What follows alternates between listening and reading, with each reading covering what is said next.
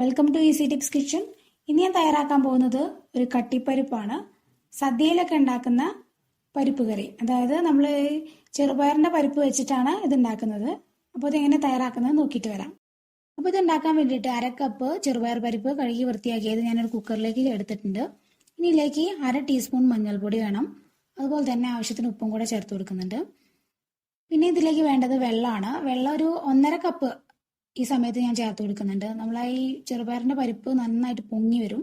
അപ്പം അതിനനുസരിച്ച് വേണം വെള്ളം ഒഴിച്ചു കൊടുക്കാൻ വേണ്ടിയിട്ട്.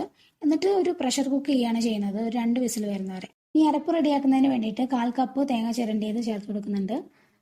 3 പച്ചമുളക്, 1/2 ടീസ്പൂൺ ചെറിയ ജീരകം, ആവശ്യത്തിന് വെള്ളം കൂടെ ഒഴിച്ചിട്ട് നന്നായിട്ട് ഫൈൻ പേസ്റ്റായിട്ട് അരച്ചെടുക്കണം. ഇപ്പോൾ പരിപ്പെല്ലാം നന്നായിട്ട് കുക്കായിട്ട് വന്നിട്ടുണ്ട്.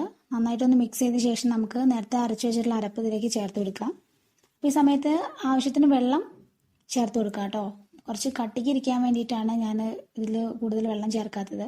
നന്നായിട്ടൊന്ന് മിക്സ് ചെയ്ത ശേഷം ഒരു 2-3 മിനിറ്റ് നന്നായിട്ട് തിളപ്പിച്ചെടുക്കണം, ആ ഒരു പച്ചമണം മാറുന്നവരെ. ഇപ്പോൾ നന്നായിട്ട് തിളച്ച് വന്നിട്ടുണ്ട്, അരപ്പിന്റെ പച്ചമണം എല്ലാം വിട്ടിട്ടുണ്ട്. ഈ സമയത്ത് ആവശ്യത്തിന് ചൂടുവെള്ളം ഒഴിച്ചു കൊടുത്തിട്ട് നന്നായിട്ട് തിളപ്പിച്ചെടുക്കാം കേട്ടോ. ഇത് തണുക്കുന്ന സമയത്ത് കുറച്ചും കൂടെ തിക്കായിട്ട് വരും. അപ്പോൾ അതിനനുസരിച്ചുള്ള വെള്ളം വേണം നമ്മൾ ഒഴിച്ചു കൊടുത്തിട്ട് തിളപ്പിച്ചെടുക്കാൻ വേണ്ടിയിട്ട്. റെഡി ആയിട്ടുണ്ട്, അത് നമുക്ക് ഇറക്കി വെക്കാം. വീഡിയോസ് കാണുന്ന സമയത്ത് ഇൻഗ്രീഡിയൻസിലോ മെഷർമെന്റ്സിലോ എന്തെങ്കിലും ഡൗട്ട് ഉണ്ടെന്നുണ്ടെങ്കിൽ ഡിസ്ക്രിപ്ഷൻ ബോക്സ് ചെക്ക് ചെയ്യാൻ വേണ്ടി മറക്കരുത്. ഈ കറി വറവിടുന്നതിന് വേണ്ടിയിട്ട് ഒരു പാൻ ചൂടാക്കി എടുക്കുന്നുണ്ട്. ഇതിലേക്ക് 1 ടീസ്പൂൺ നെയ്യ് ചേർത്ത് കൊടുക്കുന്നുണ്ട്. നെയ്യ് ഇനി വേണ്ടാത്തവർക്ക് അത് ഒഴിവാക്കിയിട്ട് വെളിച്ചെണ്ണ ചേർത്ത് കൊടുക്കാം, കുഴപ്പമൊന്നുമില്ല. സദ്യയിലൊക്കെ ഉണ്ടാക്കുന്ന സമയത്ത് നെയ്യാണ് യൂസ് ചെയ്യാറുള്ളത്. നെയ്യ് ഒന്ന് ചൂടായിട്ട് വരുമ്പോൾ ഇതിലേക്ക് 4 ചെറിയ ഉള്ളി ചേർത്ത് കൊടുക്കുന്നുണ്ട്, ചെറുതായിട്ട് അരിഞ്ഞത്. നന്നായിട്ടൊന്ന് വഴറ്റിയെടുക്കുക, ഒരു കളർ ചേഞ്ച് ആവുന്നവരെ നന്നായിട്ടൊന്ന് വഴറ്റിയെടുക്കുക. ഇപ്പോൾ ചെറുള്ളി നന്നായിട്ട് വഴന്നു വന്നിട്ടുണ്ട്. അതിലേക്ക് 3 വറ്റൽമുളക് ഒന്ന് കട്ട് ചെയ്തിട്ട് ചേർത്ത് കൊടുക്കുന്നുണ്ട്. കൂടെ തന്നെ കുറച്ച് കറിവേപ്പിലയും കൂടെ ചേർക്കുന്നുണ്ട്.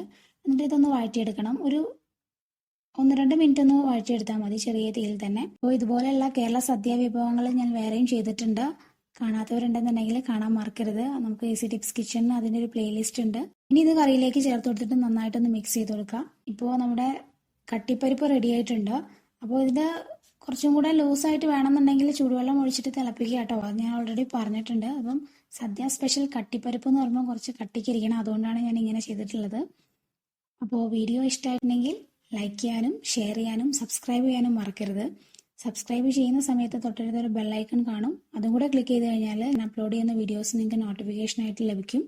മിസ് ചെയ്യാണ്ട് കാണാനും പറ്റും. ഇനിയും പുതുമയുള്ള വീഡിയോസുമായിട്ട് ഇനിയും കാണാം. Thanks for watching easy tips kitchen.